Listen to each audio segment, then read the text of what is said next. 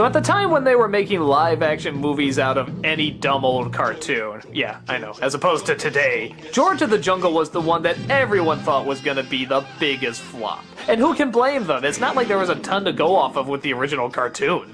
And the past live-action films based on cartoons have been so bad, this clearly had no chance. But with an upbeat, innocent sense of humor and an upbeat, innocent main character, as well as upbeat, innocent side characters, George of the Jungle is a lot of fun.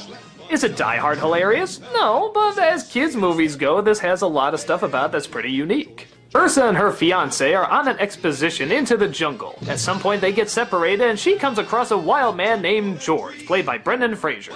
This is obviously a Tarzan knockoff, but it has a few other twists to it. For example, he doesn't really have a pet dog like most people has, he has a pet elephant. Yet, strangely enough, it still acts like a dog. And not only can he communicate with the apes, but the apes can communicate with people. In fact, they're kind of geniuses. One of them voiced by John Cleese. Ursa wants to show George the human world, and George wants to show Ursa the ape world, and we find out that the fiancé is actually a bad guy and he has this evil plan, and oh, it doesn't matter. And I don't mean that in an insulting way, I mean that in the way that literally the film doesn't care much either. The narrator keeps interrupting that it's all fake, it's all a film, and it's here for jokes, and yeah, it sort of works that way and it works well. It sort of has its own kid-friendly, unique sense of humor. And the devotion all the actors have to being silly throughout the entire thing but still totally committed is actually kind of charming.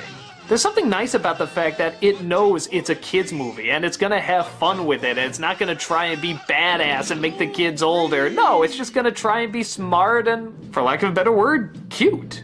It is a cute movie, and I think a lot of people forget that you can do cute movies okay.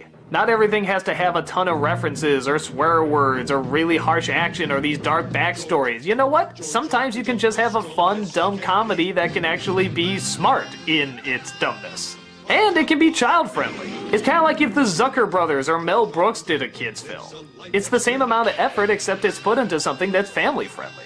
Now, as I said before, not every joke works. In fact, there's a lot that really die and don't go anywhere, and you sort of say to yourself, yeah, you could have cut that. But shortly after, you see about 5 other jokes that do work, and you kind of forget about them. And the actors, as well as the narrator, are so good at carrying you from one joke to another that it just feels like fun. You don't want to rate every joke or judge the story or the pacing or anything, you just kind of sit back and enjoy it. And that's the kind of experience I had.